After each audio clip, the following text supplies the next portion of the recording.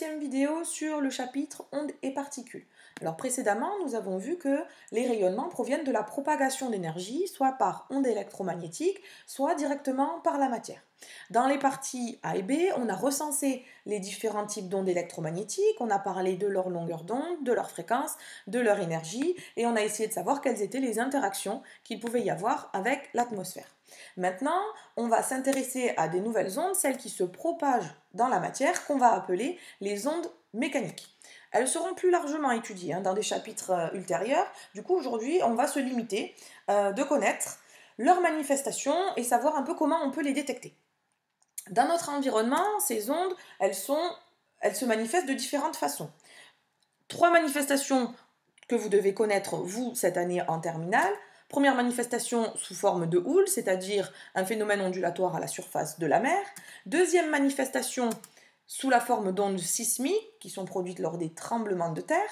Et troisième manifestation sous la forme d'ondes sonores qui sont l'alternance entre des dilatations et des compressions du milieu de propagation. Ondes sonores qu'on étudiera plus en détail dans le prochain chapitre. Donc vous devez connaître ces 3 manifestations des ondes dans la matière. Objectif du chapitre aussi, savoir comment détecter les ondes et les particules.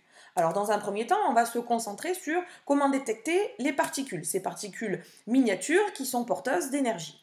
2 exemples de détecteurs que vous devez connaître, la chambre à brouillard que nous avons vu ou que nous verrons en classe, et le compteur Geiger qui permet de détecter des particules émises lors de désintégrations radioactives.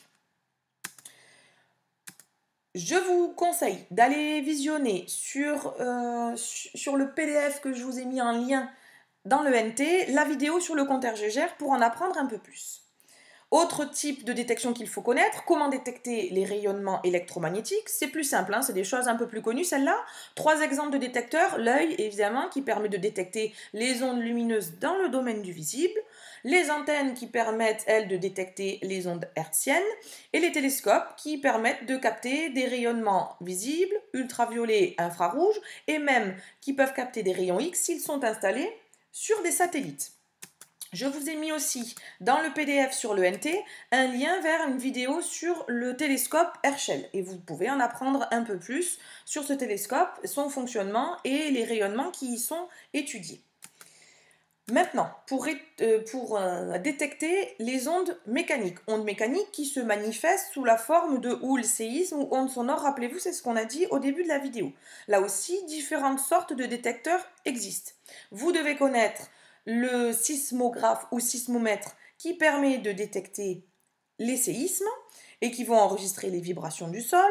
Vous devez connaître le microphone qui lui permet de détecter les ondes sonores. Donc dans ce cas-là, c'est le microphone qui va transformer les vibrations d'une membrane en information électrique. Et puis, dernière manifestation, la houle, qui peut être détectée par certaines balises météorologiques qui, en plus d'enregistrer la pression, la température, la direction du vent, vont permettre d'enregistrer la hauteur et la direction de la houle. Voilà, on en a terminé pour ce chapitre et je vous donne rendez-vous dans la prochaine vidéo pour pouvoir caractériser les ondes